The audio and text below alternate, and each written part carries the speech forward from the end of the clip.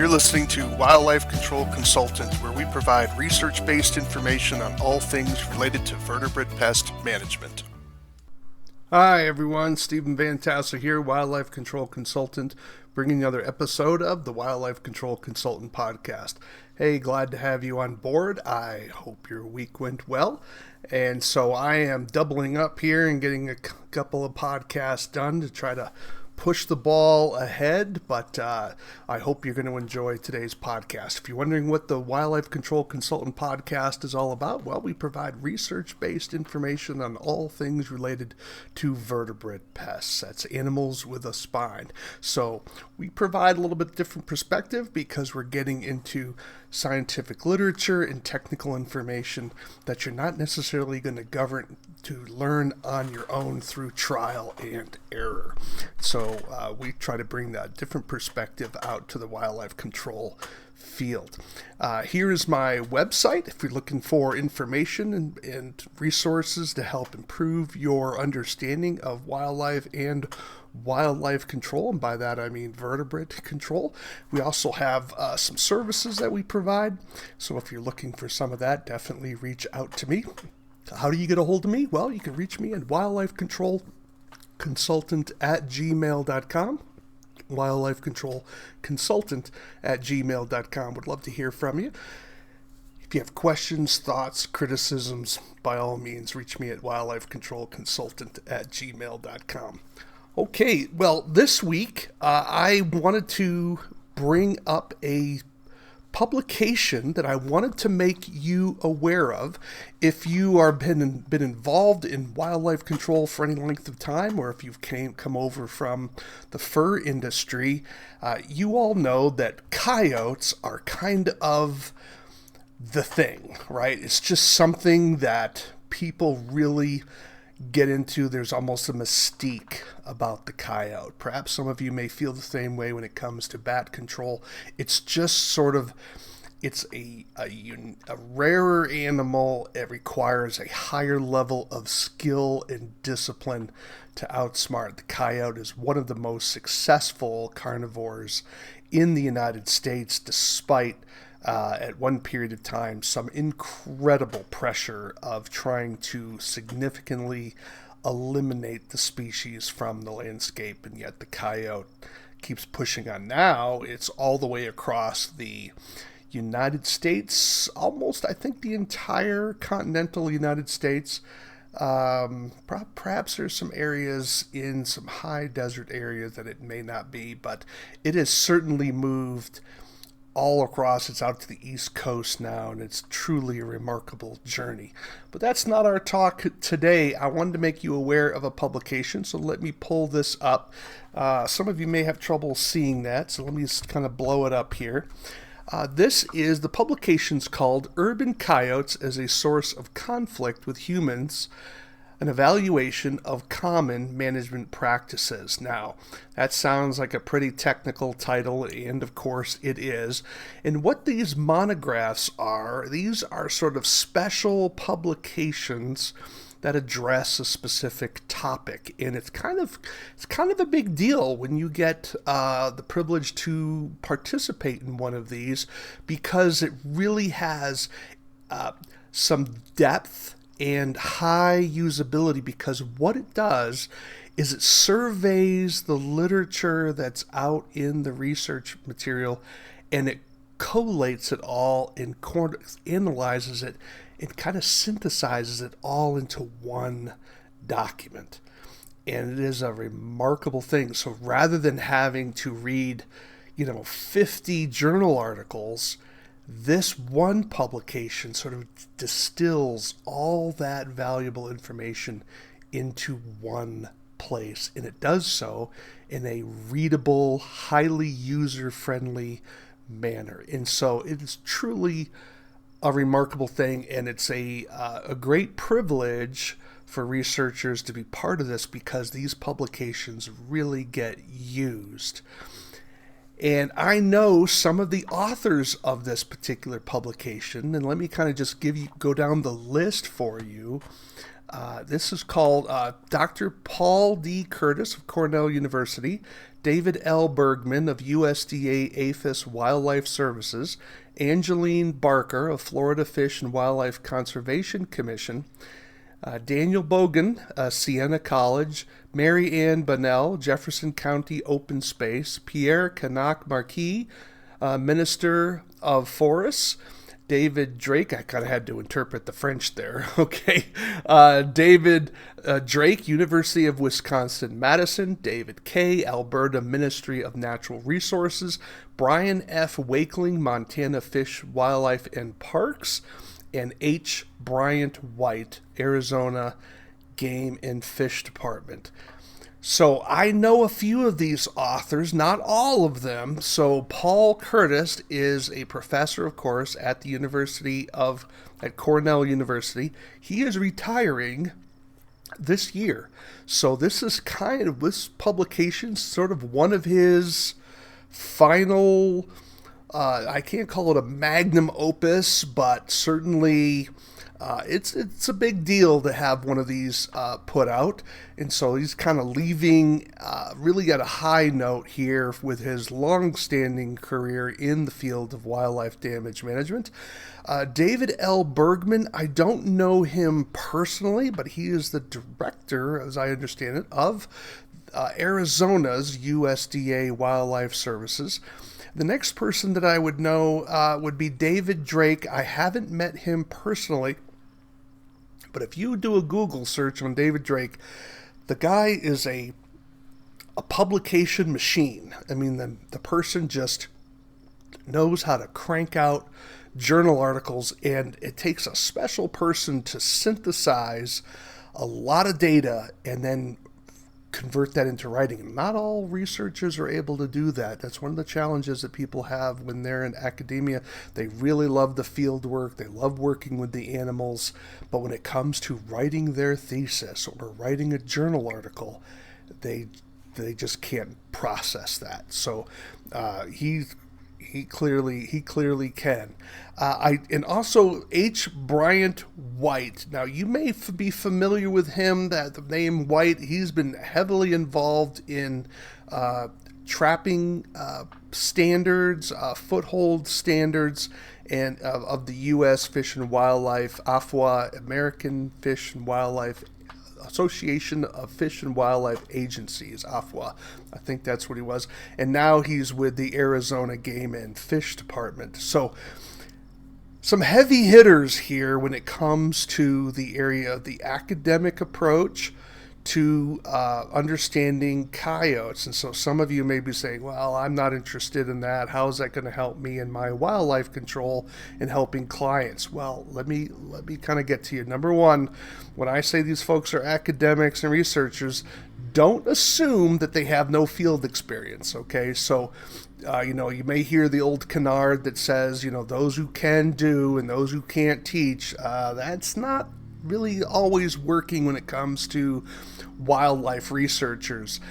Several of these people would have field experience in dealing with wildlife, sometimes under research basis and maybe not under the discipline or pressure of a business model per se.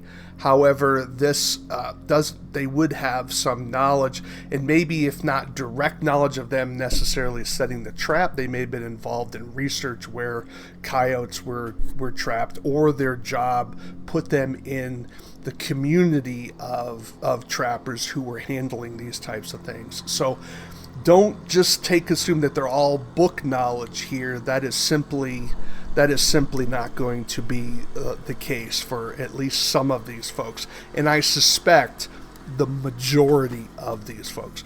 All right, well, where do you pick up this document? You would obtain this document from just by Googling it just look for Curtis, that's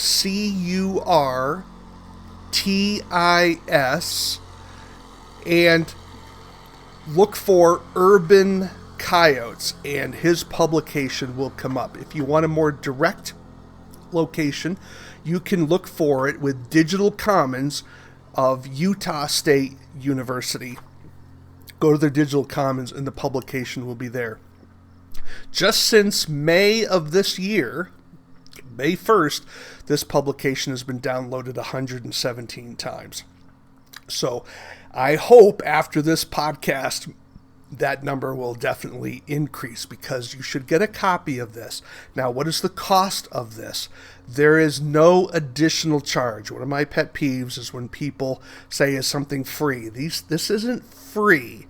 These individuals have taken time out of likely their workday schedules, so it's paid for by various taxpayers or fee recipients. In other words, if you buy hunting licenses, some of these individuals would be paid from those monies from their respective states, and there may have been a grant with this. I didn't see that when I was reviewing the document, that it was part of a grant, but nevertheless, it's not free, in the sense that someone had to pay for this, whether through their time or through the payment of them in their daily work. But they did have it. You just don't have to pay for it again. All right. So I would encourage you to download this particular document. It is really something that you should obtain if you can get onto the internet and download it. So I have done that already, and I'm going to pull up my publication here. And so this is what it would look like when you download it. I'm going to open up my Adobe program here and then bring it over, because I have marked this one up, and I want to make sure that we're using that one. So let me kind of blow it up a little bit more to make it a little bit easier for some of you to see. Beautiful little cover shot there of a coyote sticking his head out of a culvert. And there we have the authors, of course. So it was obviously sponsored, looks like, by the Association of Fish and Wildlife Agencies, the AFWA. And so that certainly makes sense.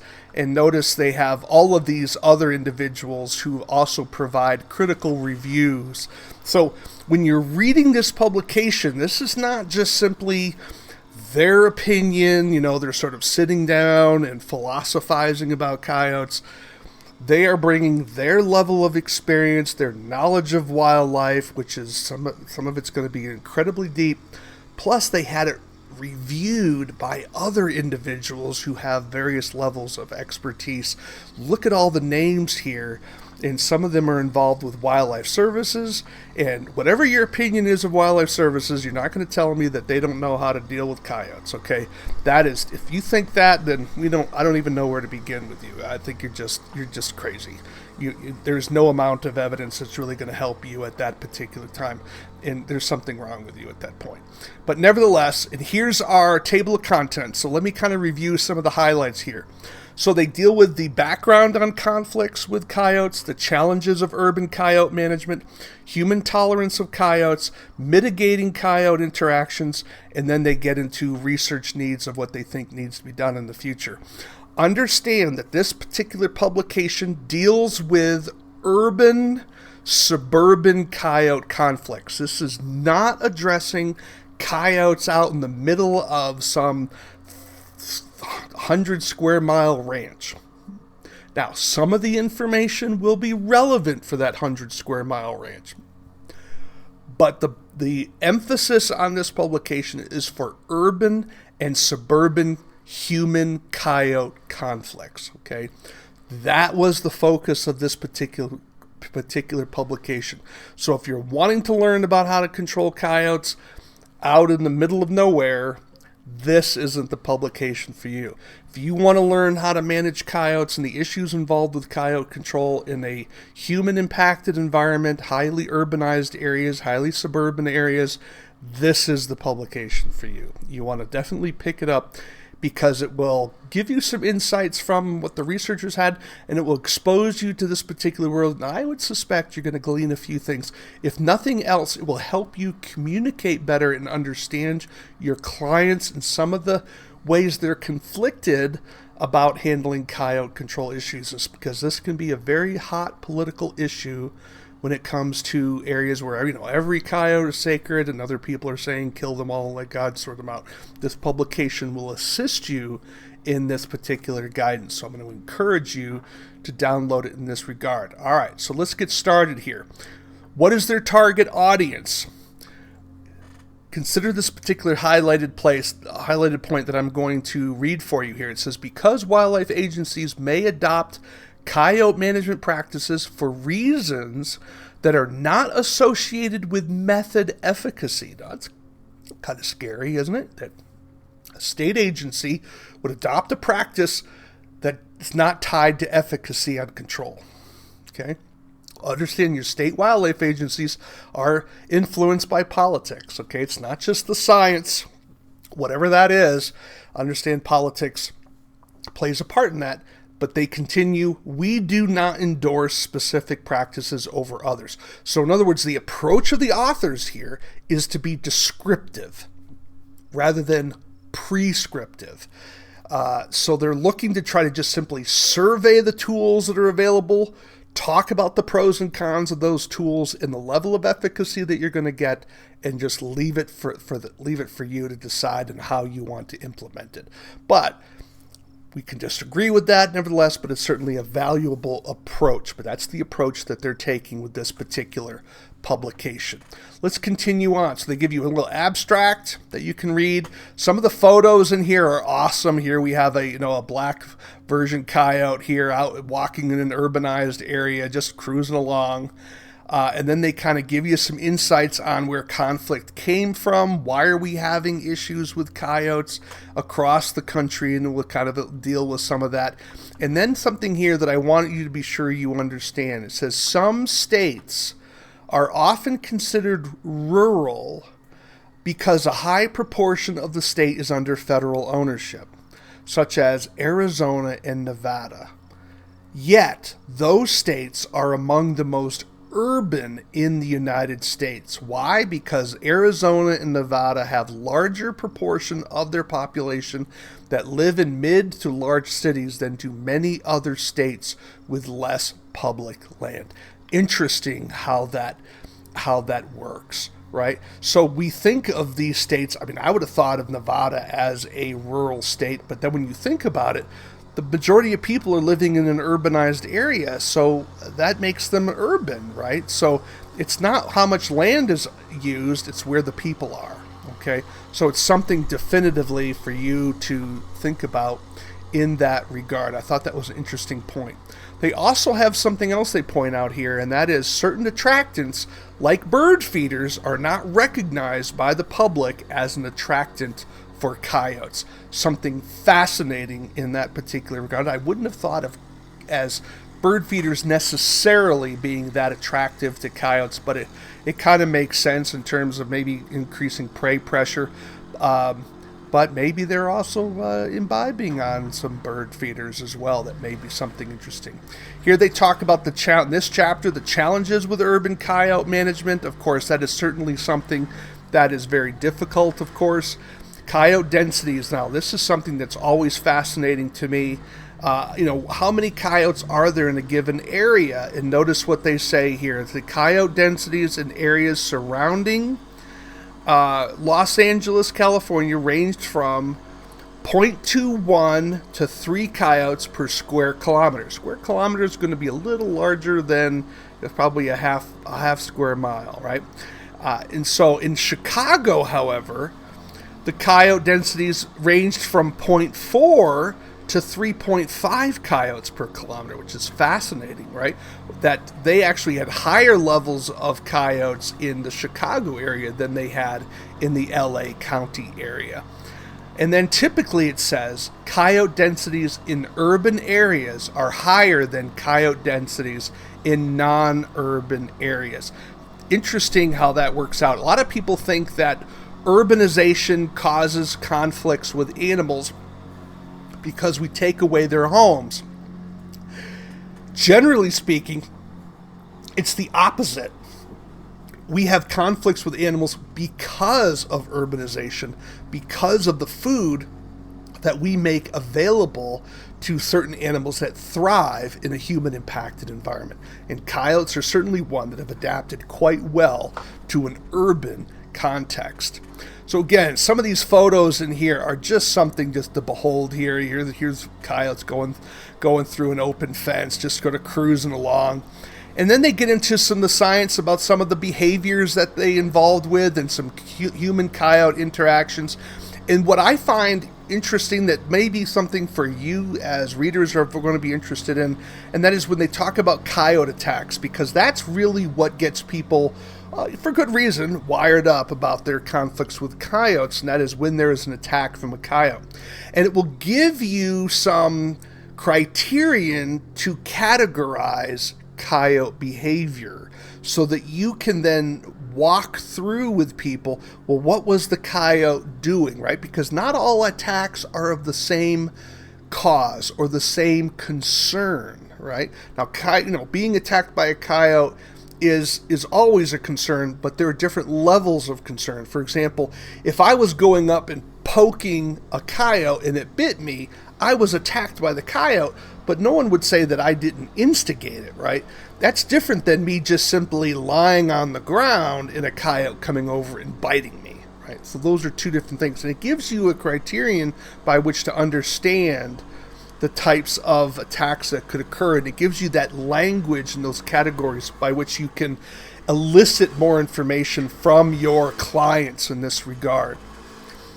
Let's go down a little bit more, and it talks about diseases. This can certainly be something that would help you talk about some of the risks with coyotes. Here we have canine hepatitis and tapeworm and parvovirus and sarcoptic mange and plague. Talks about rabies and how frequently coyotes are involved with rabies detection.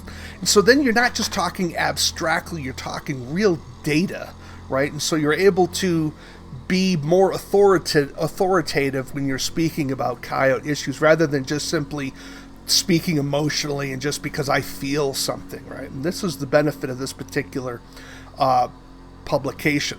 Talks about the importance of human tolerance of coyotes, how you can tolerate. Here we have a coyote on a golf course, just amazing. And so I don't know what the deal is with Florida. Florida's got some great shots, to be sure, out there of coyote-human interactions.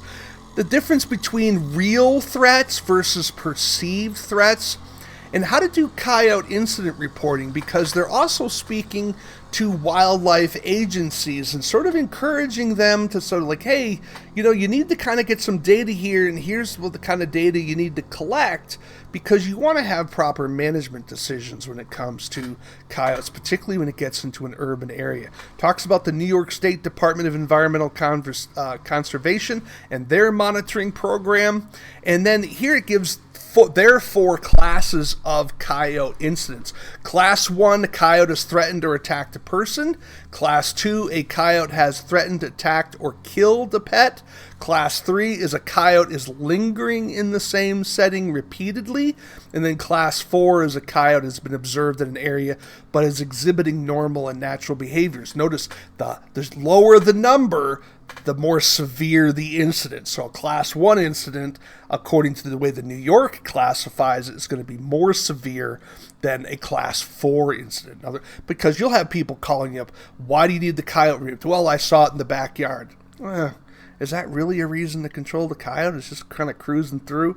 But this gives you a way to help people understand that there's a difference between a coyote cruising through your backyard versus a coyote that has killed your pet. Okay, you say, well, one leads to the other. That's certainly true, but not necessarily, right? Not all coyotes that are in your backyard are going to be the ones killing a pet, right? So there's a progression, okay? Sort of like not everyone who wears a hoodie is a criminal, okay? But there may be people who are criminals who wear hoodies, all right? So these are important distinctions that you need to be sure you understand. This chapter is probably going to be one that's going to be very important for readers as well in mitigating coyote interactions. And it talks about public education, gets into mitigating attractants, the importance of habitat modification, record keeping, and then non-lethal methods. That's like exclusion, which would be fencing, hazing, where you harass the coyote, trapping, Talks about the various tools used to trap coyotes. The question, of course, relocation and translocation, because a lot of people don't want to have the animal killed, but they don't want it still in their neighborhood. They want you to dump it somewhere else. Talks about that. Let me give a little quote here from this particular publication about translocation of coyotes. It said, limited monitoring of 12 coyotes translocated from Chicago, Illinois, found that most coyotes immediately vacated the release site, generally within 48 hours. All right, what that means is you capture a coyote, drive it somewhere, let it go. It generally left that area that you dropped it off at within 48 hours. Okay, so it didn't stay long. While specific numbers were not reported, it said most coyotes traveled toward their capture location. So you caught the coyote in place A, dumped it in place B, it abandoned site B, coming back towards site A where you originally captured it. During this time, most coyotes died from hunting and vehicle collisions prior to returning to their capture location. So here we have an example where people with their, what I call saccharine compassion, say, oh, I don't want to harm the coyote, but the mere fact that you've translocated that animal to an area it's not familiar with, it's desperately trying to get back to its old hunting grounds, and the process of it coming back costed its life because it was not familiar with the area and gets hit by a car. How is that humane, right? That's important information for you to know to sort of push back on some of the animal rights nonsense that occurs when we're dealing with so-called animal welfare folks, right? So a lot of times what we think is compassionate actually is quite cruel. Okay, and so we keep going on. It talks about radio collaring it has here, and then trapping, cable restraints, and snaring, dealing with apparently sick coyotes. And then, of course, it concludes with research needs. This is sort of a kind of a thing that researchers do. They're always wanting, of course, one more study, of course, to go on. And this is going to be important. You may find some things in here that you think needs to be researched as well. And then lastly, of course, you're going to get all the literature that they've used to put this particular document together. And it goes on for several pages. And some of these publications you may be able to find online. Perhaps there's something that you want to go deeper in, because again, this publication is synthesizing all of this research in one place and sort of stripping away all the unnecessary technical language and all the stats, and just boiling it down to is like, what's the bottom line? What conclusions can we draw from all of this particular research? And so kudos to the individuals who are on this particular publication. I would strongly encourage you as the audience to download this particular publication. Let me get back on to where this publication was found.